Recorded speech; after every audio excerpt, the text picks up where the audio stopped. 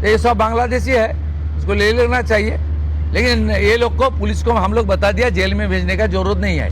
जल्दी जल्दी भागो, जल्दी जल्दी भागो, नहीं तो जो करना है सरकार करेगा। Detect delete deport. রাজ্যের রাজনৈতিক পালাবদলের পর অনুপ্রবেশ ইস্যুতে কড়া পদক্ষেপ রাজ্যের। দ্রুতগতিতে অনুপ্রবেশকারী বাংলাদেশি রোহিঙ্গাদের তাড়াতে কাজ শুরু করেছে শুভেন্দু অধিকারী সরকার। ডিটেক্ট ডিলিট ডিপোর্ট নীতি লাগু করতে দুদিন আগেই জেলায় জেলায় নোটিশ পাঠিয়ে হোল্ডিং সেন্টার তৈরির নির্দেশ দিয়েছে মুখ্যমন্ত্রী শুভেন্দু অধিকারী। মঙ্গলবার কল্যাণীতে দাঁড়িয়ে সেই বিষয়ে আরও একবার জোর দিলেন মুখ্যমন্ত্রী শুভেন্দু অধিকারী। অনুপ্রবেশকারীদের হুঁশিয়ারি দিয়ে বলেন, জলদি জলদি ভাগো।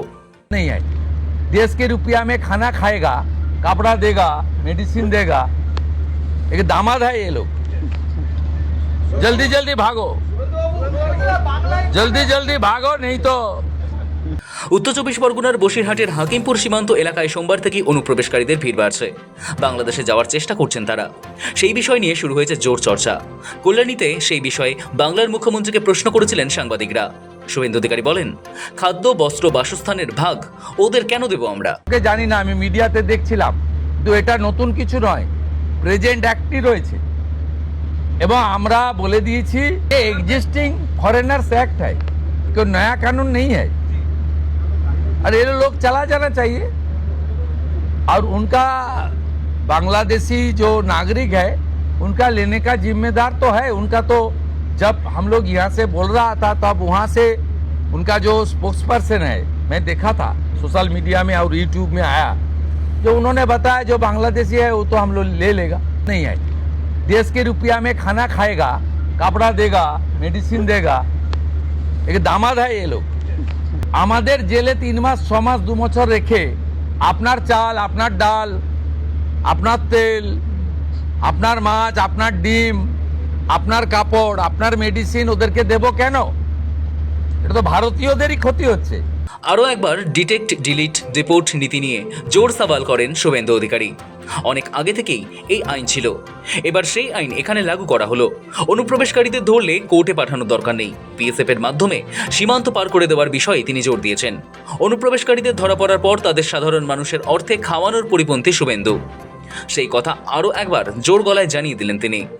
এবং আমরা বলে দিয়েছি যে বাংলাদেশের অবৈধ অনুপ্রবেশকারী তাদেরকে কোর্টে পাঠানোর কোনো দরকার নেই, আইনে নেই। সরাসরি পুলিশ নেবে এবং বিএসএফ এর হাতে হ্যান্ডওভার করবে। বিএসএফ এর যা ভারত সরকার বাংলাদেশ সরকারের সঙ্গে আছে এগ্রিমেন্ট, তাতে বাংলাদেশি প্রুফ করে হ্যান্ডওভার করে দেবে।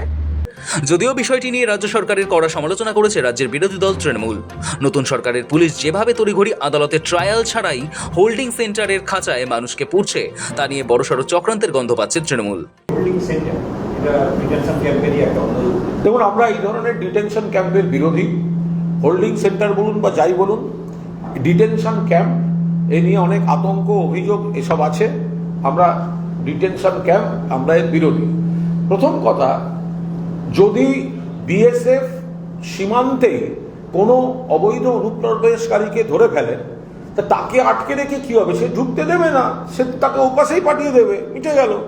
ঢুকতে দিয়ে ডিটেনশন ক্যাম্পের কি মানে আছে?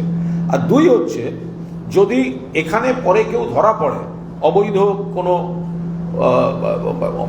এই বাইরে থেকে আসা অনুপ্রবেশকারী বা ইত্যাদি, এটা কিন্তু কোনো নতুন আইন নয়, এর একটা চালু পদ্ধতি আছে।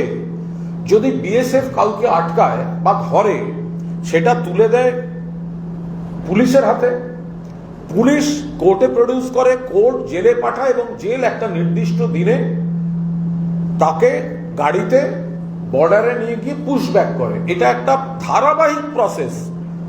কোনো ডিটেনশন ক্যাম্প আটকে রাখা, কারণ এই ডিটেনশন ক্যাম্পের পর অপব্যবহার হবে কিনা, রাজনৈতিক প্রতিহিংসামূলকভাবে অপব্যবহার হবে কিনা, কেউ কোনো অজান্তে কোনো টেকনিক্যাল ভুল হয়েছে, অথবা এই পুশব্যাকের তাড়াহুড়োয়, প্রশাসনিক কোনো তাড়াহুড়োজনিত ত্রুটিতে কোনো টেকনিক্যাল ফাঁক রয়ে গেছে, কাউকে ওখানে পাঠিয়ে দেওয়া হলো, কিসের দরকার?